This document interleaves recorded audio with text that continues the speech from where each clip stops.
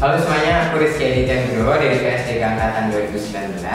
Dan seperti kita ketahui, 2023 ini bakal banyak banget beasiswa yang mulai dibuka. Nah, di sini aku akan coba memberikan tips and trick lolos beasiswa versi A.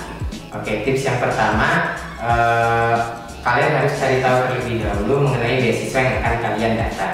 Hal ini penting, bisa kalian peroleh dari laman resmi, konten kreator di YouTube, atau mungkin kakak tingkat dan teman-teman kalian lain yang sudah diterima di beasiswa tersebut.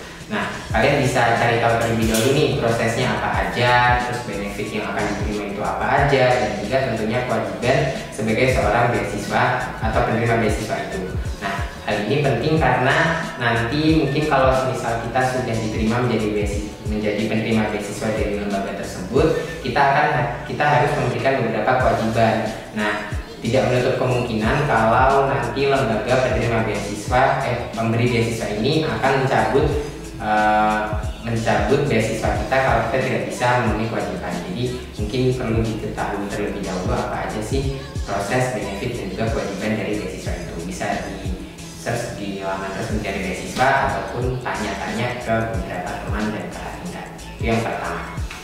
Terus tips yang kedua, persiapkan diri dari jauh-jauh hari. Nah, mempersiapkan diri dari jauh-jauh hari ini sangat penting karena biasanya untuk mengikuti beasiswa atau seleksi beasiswa itu perlu banyak banget berkas-berkas dan persiapan-persiapan yang tidak bisa dilaksanakan secara instan.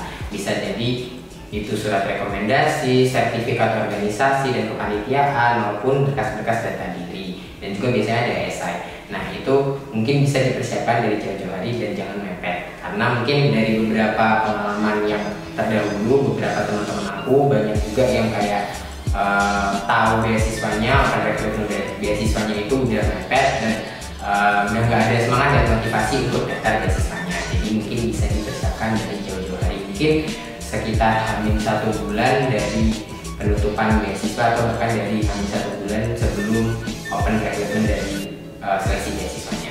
Yang ketiga, kalian bisa, mungkin ini lebih spesifik lagi mengenai setiap tahap dari seleksi beasiswanya, karena pada umumnya mungkin di beberapa beasiswa yang aku ketahui itu ada tes ada seleksi berkas administrasi, terus selanjutnya ada tes psikotes, terus yang ketiga itu ada tes wawancara. Cuman mungkin ada beberapa lembaga pemberi beasiswa yang hanya seleksi administrasi dan tes wawancara aja. Nah, mungkin aku akan kasih tips dari setiap tahapnya.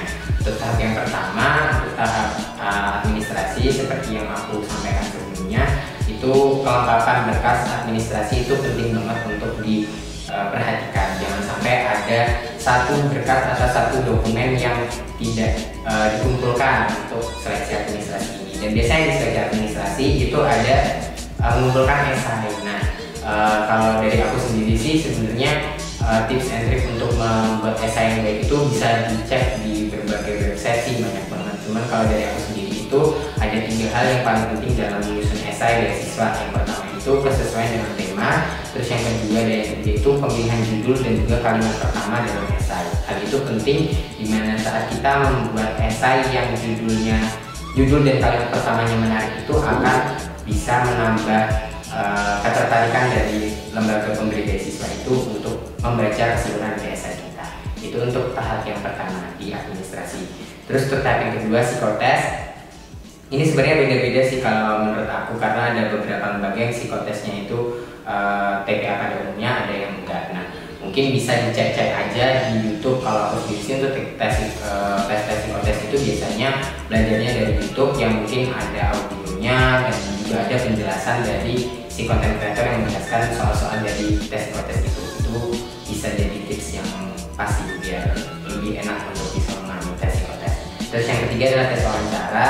Untuk tes wawancara sendiri sebenarnya poin-poin pertanyaan wawancaranya itu bisa di searching juga di website. Itu biasanya umum aja, cuman biasanya kalau penerimaan beasiswa itu kita akan ditanyai mengenai profil-profil dari company ini, perusahaannya atau lembaga ini. Misal kalau dari aku sendiri, karena kebetulan aku penerima beasiswa Bank Indonesia, itu aku ditanyai tahu nggak sih informasi-informasi tentang Bank Indonesia itu apa aja, terus bahkan Gubernur Bank Indonesia itu siapa, itu juga ditanyakan di wawancara.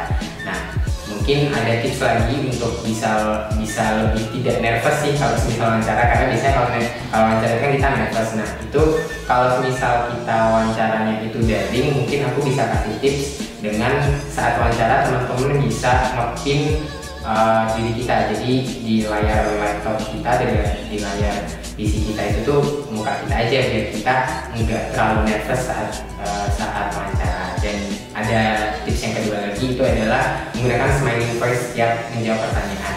Hal itu selain bisa mengurangi nervous, itu juga bisa menjalin komunikasi yang baik dengan pewawancara dari beasiswa yang kita dapat. Tips yang keempat yaitu memahami diri sendiri. Nah, memahami diri sendiri itu mungkin lebih ke apa sih kelebihan dan kekurangan kita, value kita itu apa, terus rencana ke depan kita itu apa, itu mungkin harus kita pahami terlebih dahulu. Dan mungkin di sini aku lebih sepakat kalau misal mendaftar beasiswa itu tidak hanya melihat dari tunjangan material yang diberikan oleh beasiswa itu. Nah, teman-teman juga mungkin bisa melihat ke sisi yang lain dari pelatihan atau peningkatan kapasitas yang diberikan oleh lembaga pemberi beasiswa ini. Itu juga bisa dijadikan motivasi.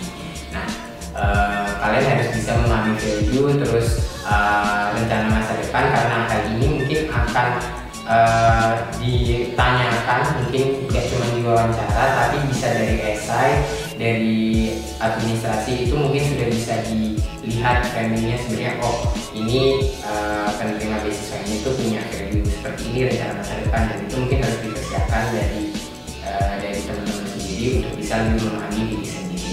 Itu sih, karena bisa jadi nanti saat teman-teman sudah menerima beasiswanya dan ternyata value di diri kita sendiri, jadi diri teman-teman atau di diri kita itu tidak sesuai dengan value dari lembaga beasiswa ini, itu nanti malah akan mempersulit teman-teman selama proses berdinamika di program beasiswanya. Jadi itu tips yang terakhir, tips yang keempat adalah mengenali diri sendiri. Oke, mungkin itu aja 4 tips dan trik dari aku untuk bisa lolos dan mungkin bisa nyaman juga di beasiswa. Dan buat teman-teman mungkin yang masih ada beberapa pertanyaan mengenai beasiswa, bisa aja langsung chat di kolom komentar dan aku akan usahakan untuk bisa bantuin menjawab pertanyaan-pertanyaan dari teman-teman yang mungkin masih bingung. Oke, itu aja. Terima kasih dan sampai jumpa.